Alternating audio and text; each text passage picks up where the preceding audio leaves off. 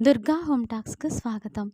కార్తీక మాసంలో నదీ స్నానం చేస్తే ఎంతటి విశేషమైన ఫలితం వస్తుందనేది ఈ కార్తీక పురాణంలోని ఒక కథను తెలియజేస్తాను. నదీ స్నానానికి అంత మహిమ ఉన్నది అనేది ఈ కథ. పూర్వం ఒక బ్రాహ్మణుడు ఉండేవాడు.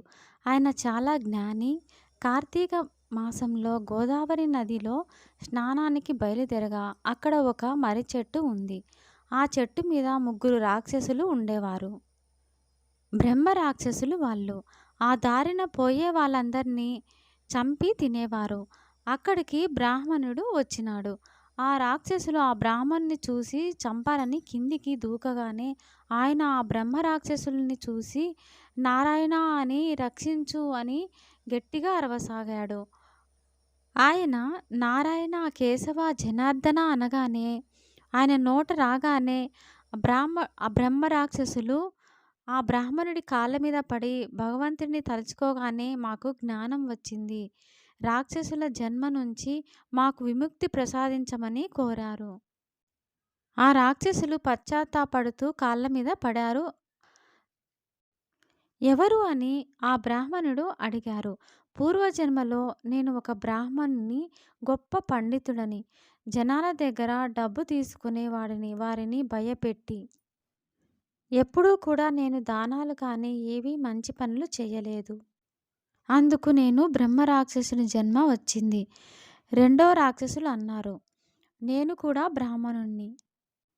నేను శాస్త్రాలన్నీ చదువుకున్నాను. తల్లిదండ్రులను ముసలితనంలో వాళ్లకు అన్నం పెట్టలేదు. మంచం పైన పడి ఉన్న వాళ్ళకి ఆకలి అన్నా అన్నం పెట్టలేదు.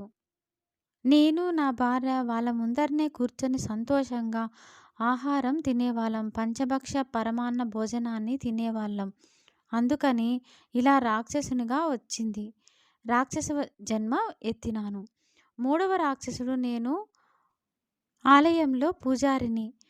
కానీ స్నానం, సంధ్యావందనం, దేవతలను పూజించటం కానీ, స్వామివారికి దీపం కూడా పెట్టలేదు.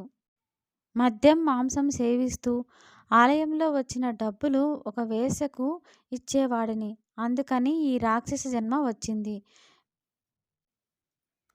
ఆ రాక్షసులు గురువు దగ్గర పశ్చాత్తాపపడి కాళ్ళ మీద వేడుకున్నారు. అప్పుడు గోదావరి నదిలో స్నానం చేయమని స్వామిని తలుచుకోగానే ఆ రాక్షసులు ముగ్గురు రాక్షస జన్మ పోయి మళ్ళీ మంచిగా జన్మలు వచ్చాయి. ఈ కథ కార్తీక పురాణంలోనిది.